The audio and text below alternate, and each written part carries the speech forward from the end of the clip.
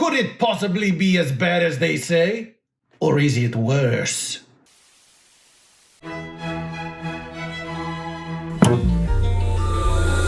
It's lit.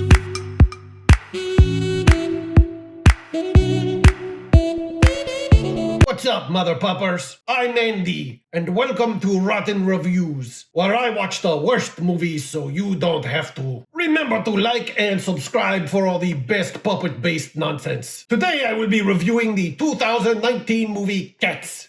It got 20% on Rotten Tomatoes, but how bad can it be? I don't think you can spoil something that's already rotten, but just in case, spoiler alert. The movie is helmed by Tom Hooper, director of The King's Speech, 12 Oscar nominations and winner of Best Picture. Les Miserables, 7 Oscar nominations and winner of Anne Hathaway Cry Singing. And The Danish.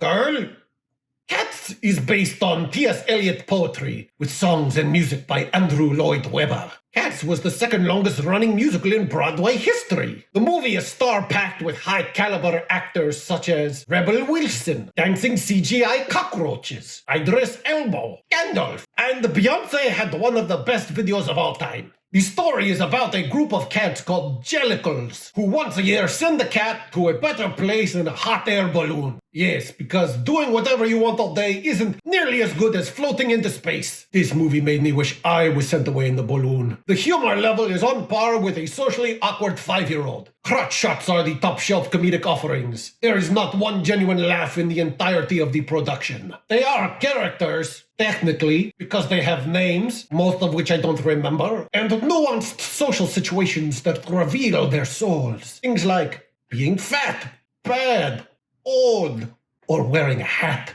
The movie is less than 2 hours long, and I figured it would be a manageable amount of suffering. I was wrong. I kid you not. My jaw was agape with displeasure within the first 60 seconds of this film. Before the film, if you'd have asked me, "Hey Andy, does a girl dressed up like a cat do it for you? If I unraveled, would I become yarn?" The horrendous synthetic score was aggressively discordant and artificial enough to make me want to leave the movie. If I were not paid handsomely to do so, this movie review would only cover the first 90 seconds of the film. There are long periods where I found myself hidden in the recesses of my own psyche, in an attempt to protect myself from the horrors of cats.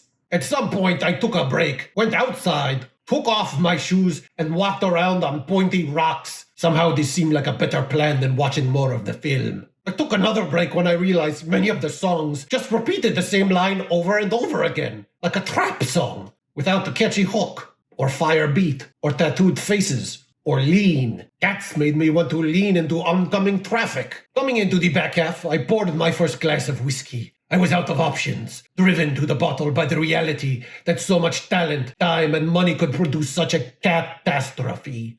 I am going to punch whoever wrote that right in the throat. I set the timer on my phone so I could count the seconds until the movie was over. The quality of the singing and dancing is on par with any professional production.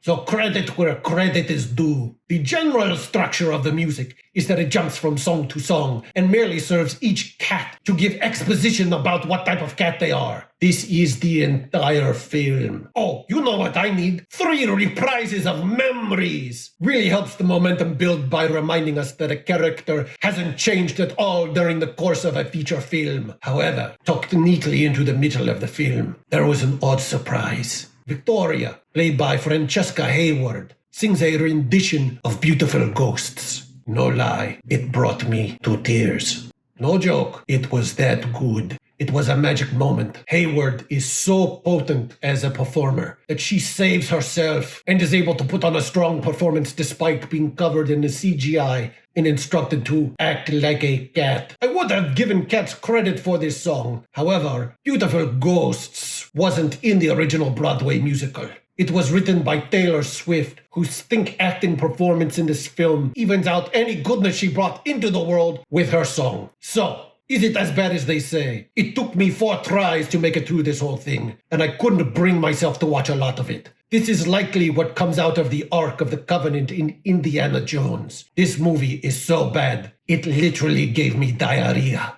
My body could not take what my eyeballs were seeing and attempted to shit it all out unsuccessfully as I witnessed abominations that are indelibly etched into my neocortex. Cats is bad. You're better off eating out of the litter box. There is nothing you couldn't do with that time that would better serve you. Tune in next time for another rotten review.